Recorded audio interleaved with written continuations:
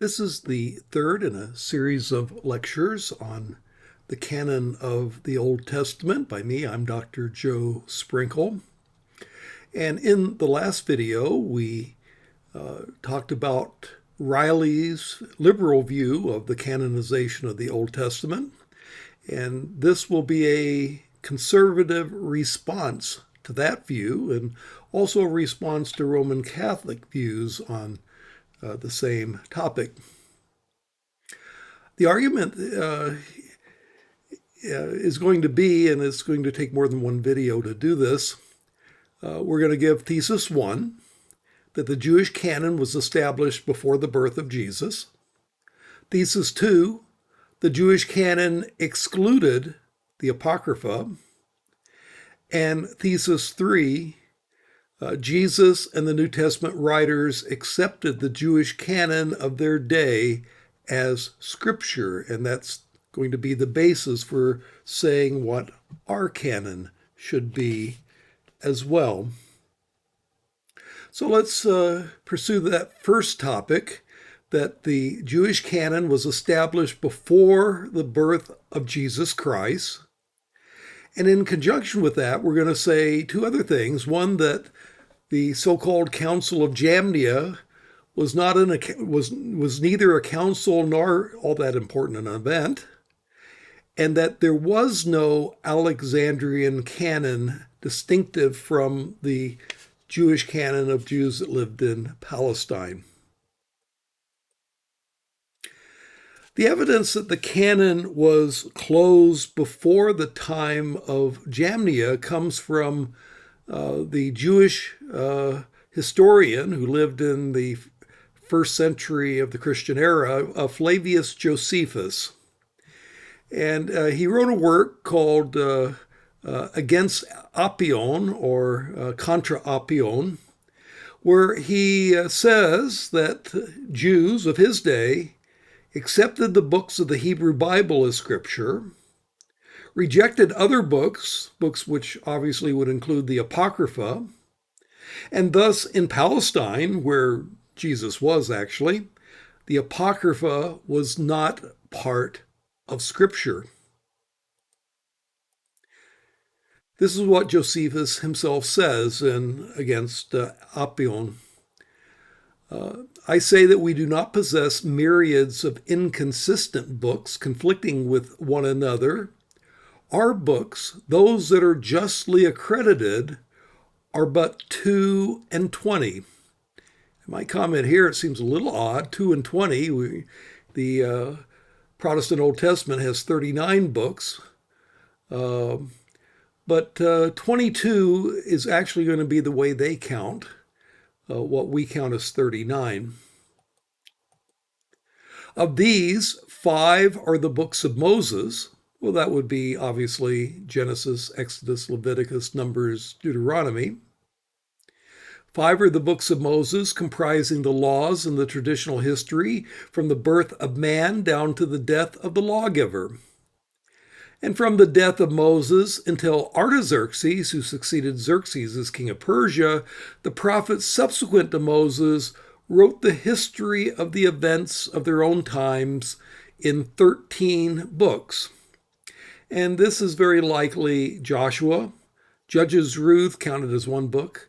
Samuel counted as one book. Kings counted as one book. Chronicles, Ezra, Nehemiah also counted as one book. Esther, Job, Isaiah, Jeremiah, Lamentations counted as one book. Ezekiel, Daniel, and the book of the 12 minor prophets, the 12 counting as one. By the way, the editors of Thackeray that edited Josephus is counting them this way. Now, from Artaxerxes to our own time, the complete history has been written.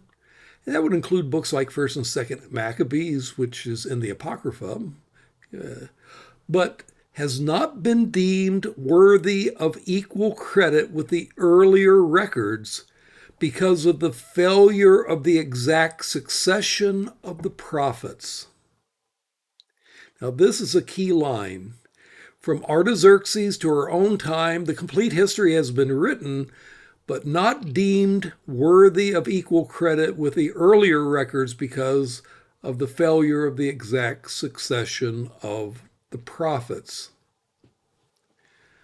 The point that Josephus is making is that the Apocrypha is rejected because it could not be shown to have been written by prophets. After Artaxerxes, prophets die out. And since there are no prophets, and only prophets can write scripture, then there could be no scripture, and therefore they are not of worthy of equal credit with the earlier records. That's Josephus's words. So Josephus indicates that only the books that are in the Hebrew canon were considered to be scripture, and not any of the books of the Apocrypha that could not have been written by prophets. But then we move to the evidence of Jesus ben Sirah, the grandson of Sirah. And anyway, he wrote the prologue to the book of Ecclesiasticus in Greek. And in Ben Sirah's grandson's prologue, it indicates a threefold division of the Hebrew canon, suggesting that that canon was already closed. This is what the prologue of Ecclesiasticus says. Many great teachings have been given to us through the law and the prophets and the others that followed them. And for these we should praise Israel for instruction and wisdom. Now, those who read the scriptures must not only themselves understand them, but must also, as lovers of learning, be able, through the spoken and written word, to help the outsiders. So my grandfather, Jesus, who had devoted himself especially to the reading of the law and the prophets and the other books of our ancestors, and had acquired considerable proficiency in them, was himself also led to write something pertaining to instruction and wisdom, so that by becoming familiar also with his book, those who love learning might make even greater progress in living according to the law. Now notice the phrases that are in yellow here: the law and the prophets and the others that followed them, the law and the prophets and the other books of our ancestors. This threefold division of law, prophets, and writings seem to be suggested by Ben Sirah, and hence may have been established by this 2nd century BC text. That would be the date of Ecclesiasticus, and the prologue of it would be in the 2nd century BC. And the preface distinguishes Ecclesiasticus from the scriptures because he doesn't include his grandfather's writing. Ben Sirah does not include his grandfather's writing in the scriptures, only that it helps to clarify things that are taught in the scriptures. Now, we have to be a little bit careful here when it talks about the law and the prophets and that which followed them, or the books that followed them. It could mean scripture, law and prophets, and non-scripture, other books. And even if other writings means scripture, that doesn't necessarily mean that those other writings that are scripture are fully fixed. But nonetheless, it does suggest that a good case can be made that the canon is already closed at this point. Now let me turn to Philo of Alexandria. Does Philo, who was a Alexandrian Jew that lived in Alexandria, Egypt in the years BC and into the years AD, did this Alexandrian Jew hold to what is called the Alexandrian Canon that includes the Apocrypha as scripture. Philo lived from about 20 BC to AD 54. He quotes the law extensively from selected prophets and writings, the law as well as selected prophets and writings. He does refer to the threefold division in De Vita Contemplativa. He talks about the law, the oracles via the prophets, and the Psalms. And law, prophets, and Psalms are a way of referring to the threefold division of law, prophets, and writings. The writings, the third division of the Hebrew Bible, begins with its largest book, which is the book of Psalms. And the same language is used in the New Testament of the law and the prophets and the Psalms, or the law, prophets, and writings. And so, again, it looks like that threefold division is established by the time of Philo, and the case can be made that it's already pretty much established. By the way, he never quotes or even acknowledges the existence of any of the books of the Apocrypha. And this is a rather odd thing to happen if he held to an Alexandrian canon that would accept these other books as scripture, the books of the Apocrypha as scripture. Samuel Sandmel, who was a Jewish scholar who was a Philo specialist, stated this in his book on Philo of Alexandria. He says that Philo neither quotes nor even mentions any of the books found in the Apocrypha or Pseudepigrapha, though he alludes to the narrative found in the letter of Aristoteus. The narrative of the letter of Aristoteus talks about the origin of the Septuagint. We had mentioned that in an earlier lecture. So if you look at Philo of Alexandria, there is no evidence in his writings, a Jew living in Alexandria, of any kind of an Alexandrian canon. Well, what about the Gospels? Well, it looks like there the threefold division of the Old Testament is also established. Luke chapter 11 and verse 51, and there's a parallel in Matthew 23:35. It says, because of this, God in his wisdom said, I will send them prophets and apostles, some of whom they will kill, and others they will persecute. Therefore, this generation will be held responsible for the blood of all the prophets that have been shed since the beginning of the world, from the blood of Abel to the blood of Zechariah, who was killed between the altar and the sanctuary. Yes, I tell you, this generation will be held accountable for it all. Now, the key line here is that expression, from the blood of Abel to the blood of Zechariah. What's Jesus alluding to? Well, it turns out that Abel and Zechariah represent the first and the last martyrs in the Hebrew Bible, assuming the Hebrew ordering of the books. Abel is mentioned in Genesis chapter 4 and verse 8, killed by his brother Cain. So he was the first martyr of the Bible. The Zechariah that's referred to here is a Zechariah who was stoned in the courts of the Lord's house for rebuking the king and the people for violation of God's commandments. He rebuked the king and the people for going against God's law, and he was stoned for that message. This is in 2 Chronicles 24, verses 20 through 24.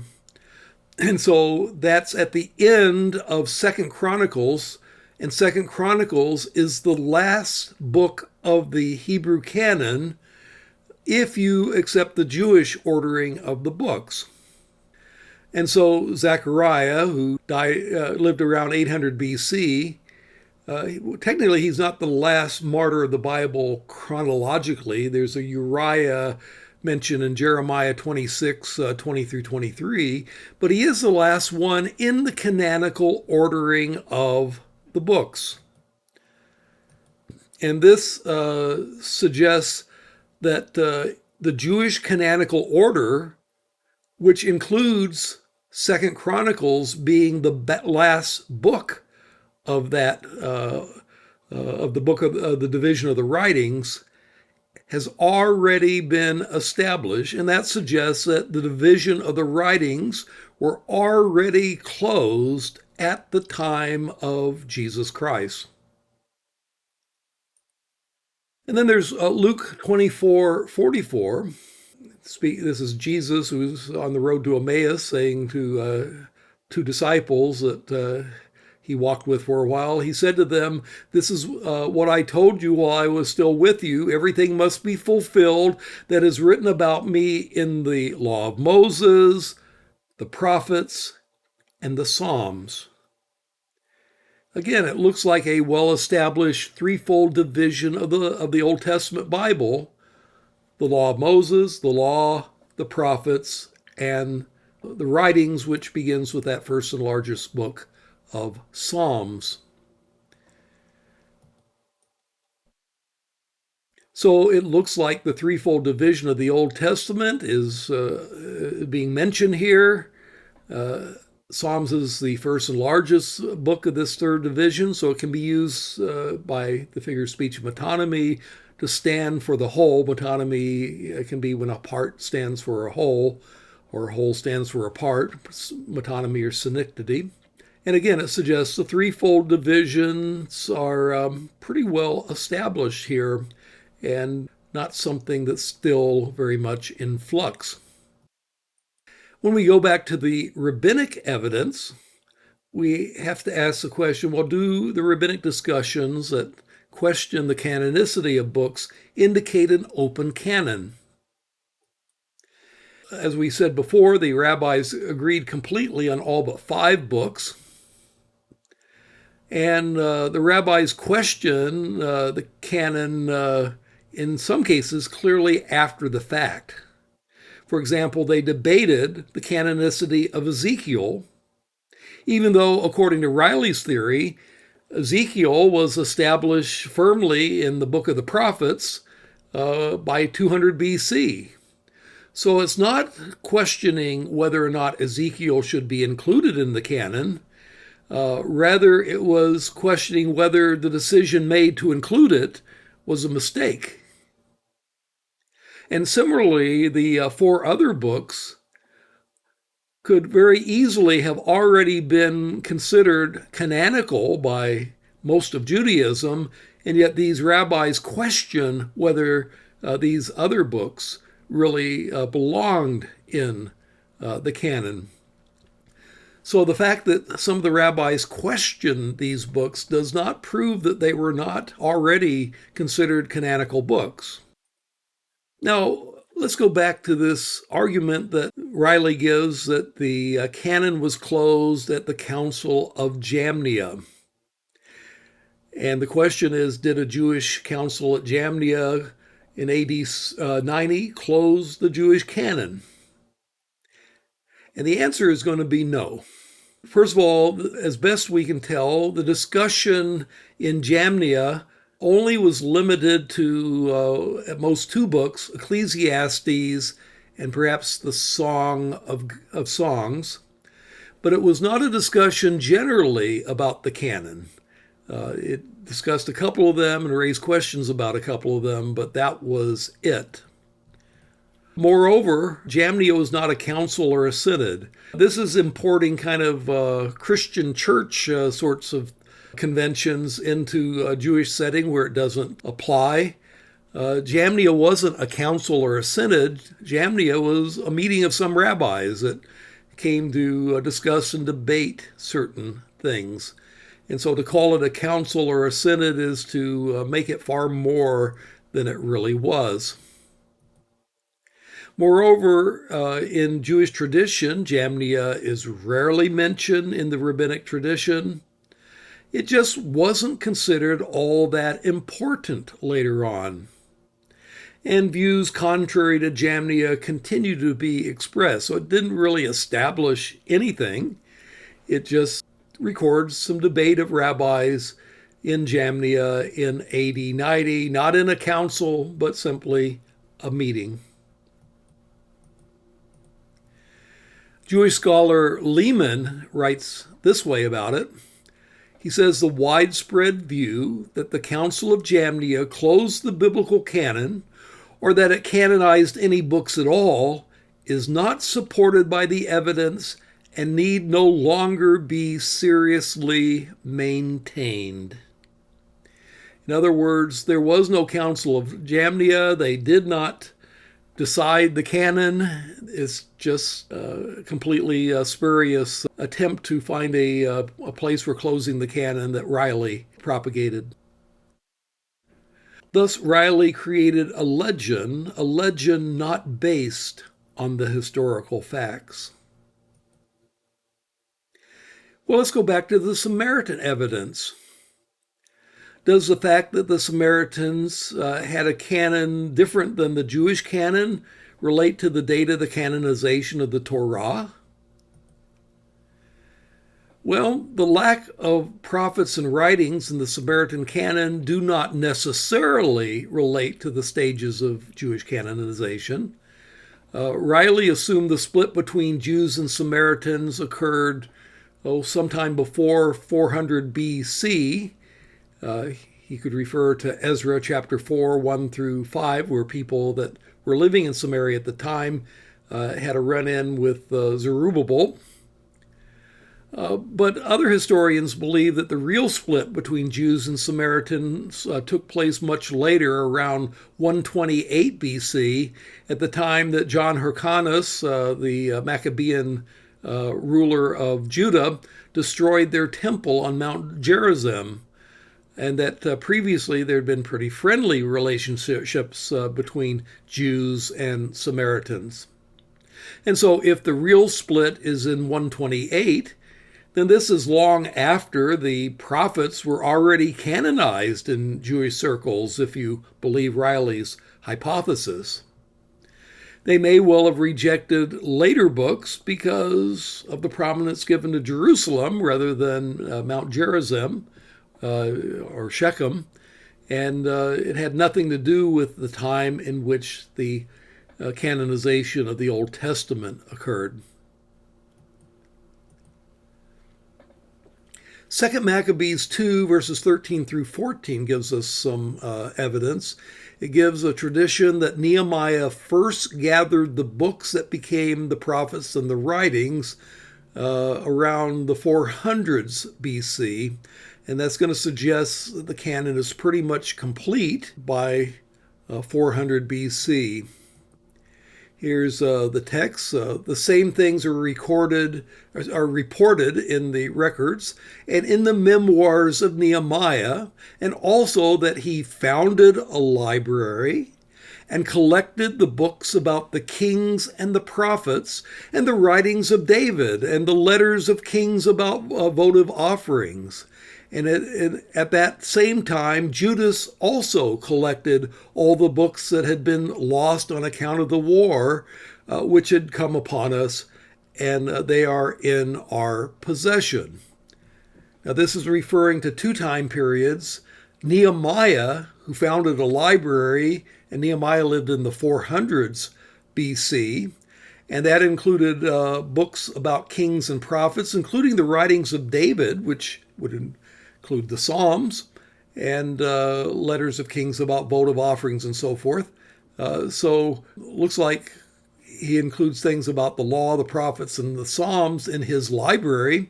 And then Judas, after Antiochus IV tried to abolish the Jewish religion in the 160s BC, Judas Maccabeus rebelled and gained control of the temple again and rededicated the temple, which is the Feast of Hanukkah celebrates, by the way. But anyway, it says of Judas that he also collected all the books that had been lost on account of the war which had come upon us, a war against Antiochus, the Seleucid king, and they are in our possession. Now, how does this relate to the question of canon? Well, when Judas Maccabeus regathered the scattered Bible materials suppressed during the anti-Judaism period of Antiochus Epiphanes, or Antiochus IV, well, Judas used these books canonically to reinstate Judaism after the attacks of Hellenism, the Hellenistic pagans that tried to put it down. And this suggests that the Old Testament canon was mostly done by the time of Nehemiah, but then it was finalized around 164 BC when Judas Maccabeus regathered the scattered books. So 164 BC may be the date of the close of the canon and the division of the prophets from the writings. So to summarize, there is good reason to believe that the canon, the Jewish canon, was established before the Council of Jamnia, and indeed was established before the time of Jesus Christ. Josephus says that the canon was closed by the first century of the Christian era. Ecclesiasticus indicates that the division of law, prophets, and writings were well established by that years BC, 2nd century BC. Philo of Alexandria also indicates that the law, prophets, and writings are established.